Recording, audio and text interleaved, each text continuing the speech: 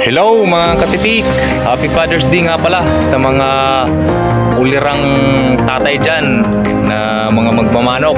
Shout out mga katitik. Mabuhay kayo hanggat gusto nyo. Ayan mga katitik, yan yung update sa ating munting manukan. Wala po tayong available ng mga stags ngayon. Ilang piraso na lang yung naka-cord natin dito mga katitik, 3 na lang.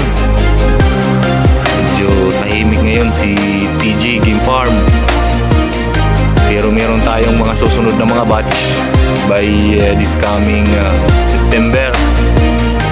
Probably meron na tayong di-dispose ng mga stags. Yan mga katitik. Siya nga pala, maraming salamat sa mga sumuporta at patuloy na naniniwala sa ating mga bloodlines. Congrats sa mga nanalo.